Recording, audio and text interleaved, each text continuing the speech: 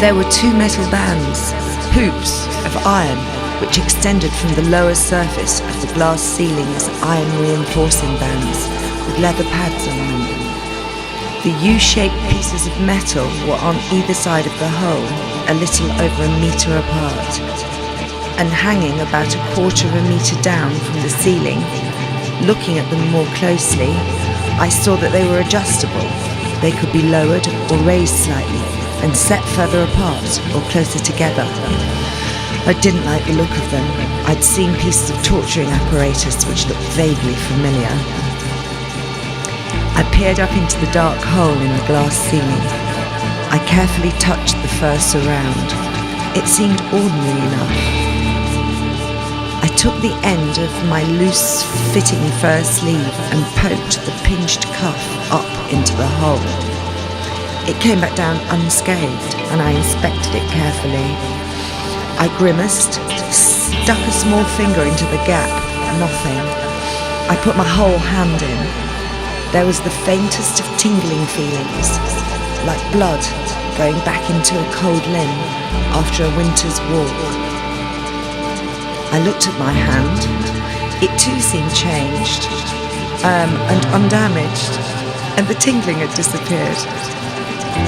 I put my head tentatively up towards the hole, fur tickling my head. The hole smelled of fur, if anything. I stuck my head up inside, not the full way, and only briefly. I had a very vague sensation of tingling on my skin and even more vague impression of scattered lights. I put my hand in one more time, felt the tingling on it, and then checked the door again. I stood on the stool and put my head fully up into the hole. The tingling disappeared quickly.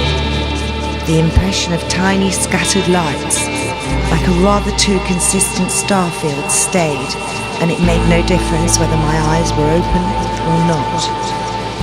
I thought for a moment I could hear voices, but wasn't sure. The lights were unsettling. I felt I could make them out individually, but at the same time there were too many, far too many to count, or even for me to be able to see separately. Also, I had the disturbing impression that I was looking at the surface of a globe, all of it, all at once, in some way spread out in front of me so that no part of it hid another part. My mind swam. The lights seemed to beckon me, and I could feel myself starting to slide down backwards towards them, then pull back as I fought the impulse. I arrived back at some still point. I got down out of the hole again and rubbed my chin, very odd. I put back my head, temporarily ignoring the lights. I snapped my fingers outside in the room and could just hear the small sound. I felt for the iron hoops and put my arms through them, supporting myself there as one was obviously meant to. I felt the pull of those lights again and let myself go towards them, sliding down towards one area. I found that just by thinking about them, I could head for other areas. It was as though I was parachuting, able to steer however I wanted as I fell. As I approached the area of lights I was sliding towards, I got the impression of them too being strangely globe-like, yet spread out. I still had the impression that I could see too many, and that they should not look so individual for their apparent size. But I ignored this. As I approached the surface of whatever the lights were placed upon, I tried to convince myself that I was floating towards the outside of the sphere, and I had started at the centre and worked my way out. But for some reason, I felt I was falling down the way onto a convex surface.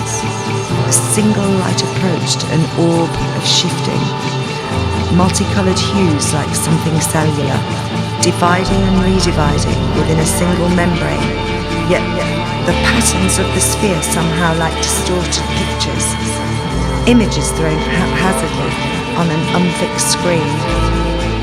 I felt myself float around this odd, scaleless thing, the other lights still apparently as far away as they had always been, and I felt oddly attracted to this globe of light, and that I could just somehow, without damage to it or myself, enter inside it.